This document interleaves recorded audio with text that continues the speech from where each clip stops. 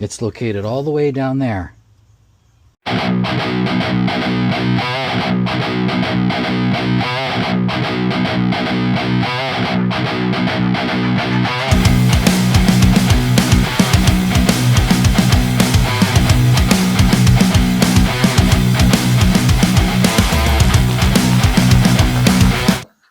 Hi everybody, this BMW X1 with the N20 2-liter 4-cylinder turbo has been giving an error code for about a week or so, and it's the Upstream oxygen sensor.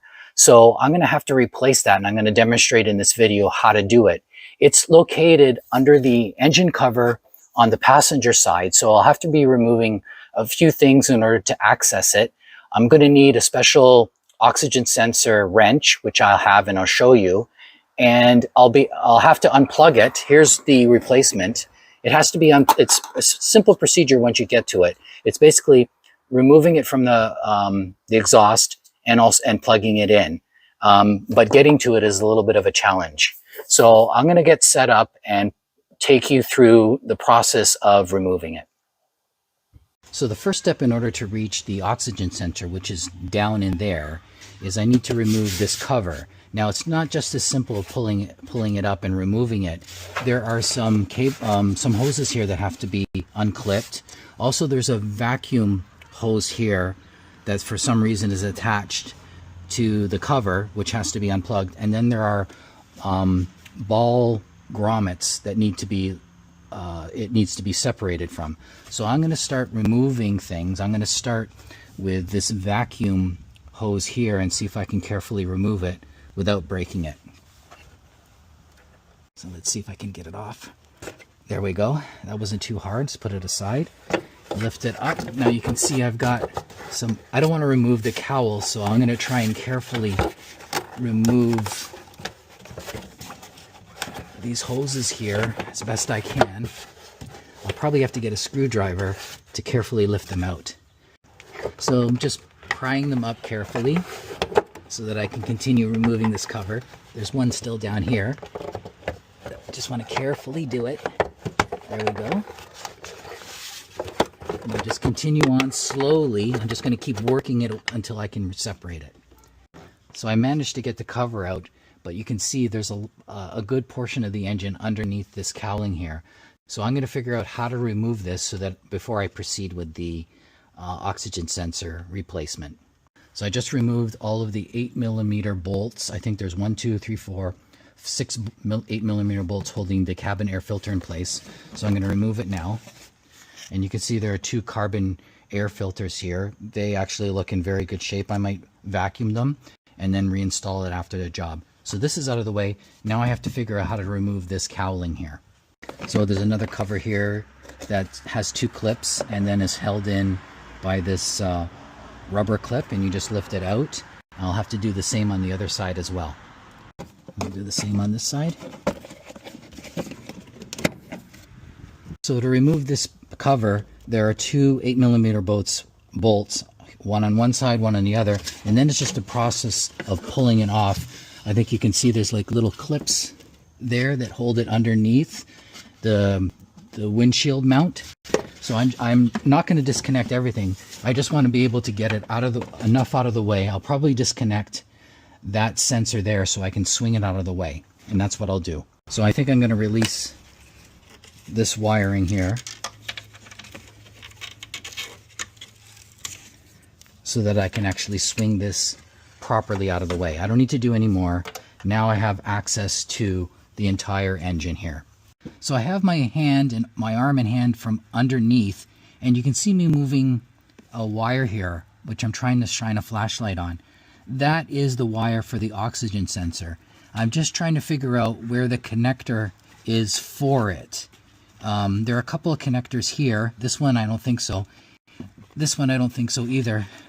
I'm just going to keep trying to figure out where it is and then let you know. So I unclipped and removed this connector here, and now you can finally see it. It's the one right down there that I have to disconnect. Very tight, very awkward, but I'll do my best to disconnect it. So I removed it from its metal retaining clip too so that I can move it around. This is it right here.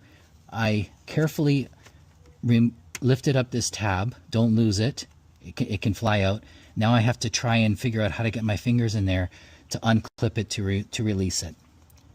Okay, here I was able to pull it up just enough so that I can unclip it. So now I can drop that one below. God help me trying to fish the new one in, but the old one is released. Now I need to release it from the actual sensor from the exhaust, and I'll have to do it from under here.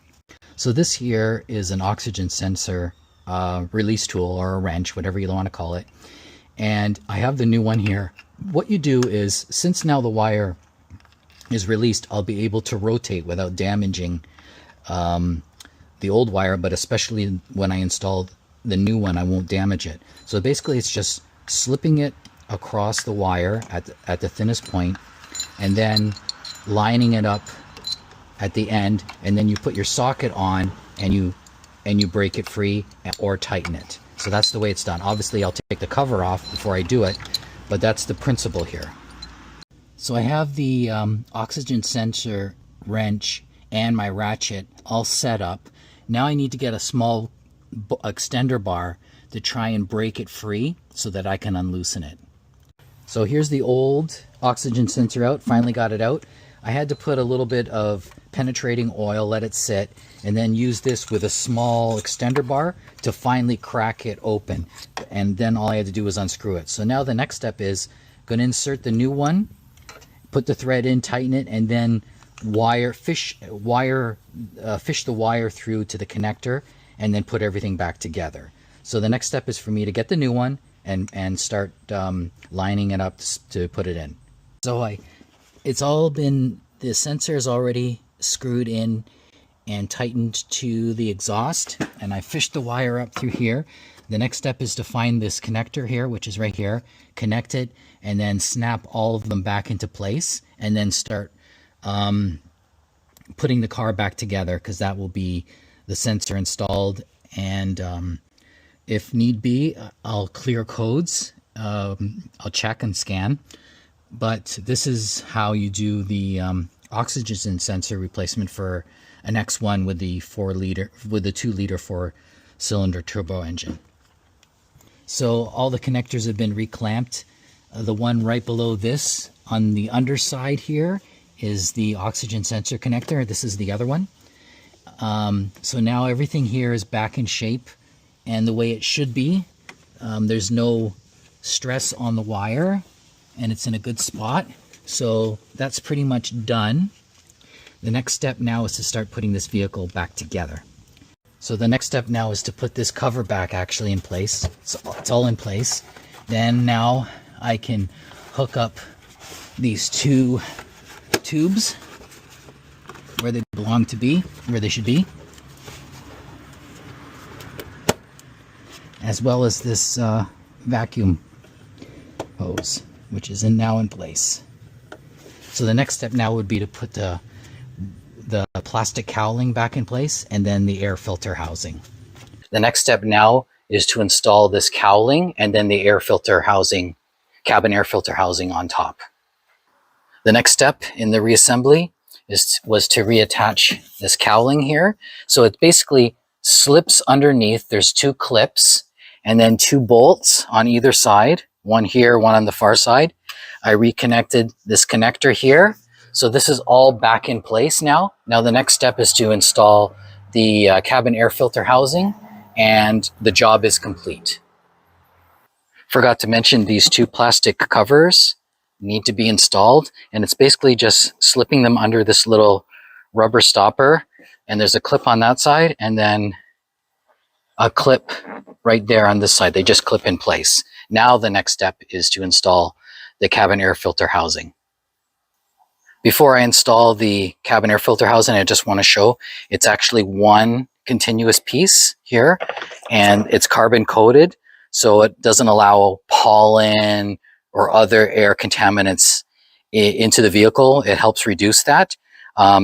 Check it periodically, and if it needs to be replaced, order a new one and install it. The cabin air filter housing has all been installed. It's installed with 6 8mm bolts. So the next time you need to check it is just removing those bolts and lifting this cover off, and the filter is underneath it. Now the job's complete. You probably can see maybe a hint of smoke coming from the area I worked, and that's because I had to use penetrating oil around the old oxygen sensor to loosen it.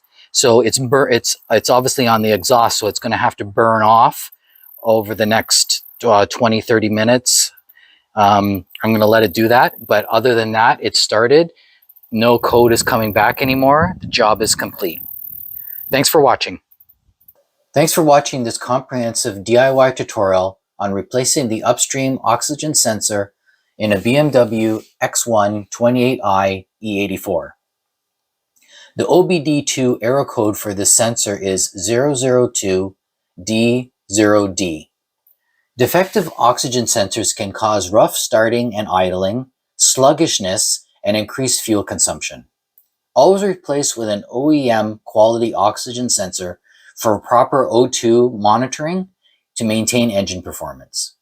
Please subscribe to our channel, Drive Chris Capredoni, and watch our other informative videos as your source for vehicle reviews, analysis, maintenance, and restorations.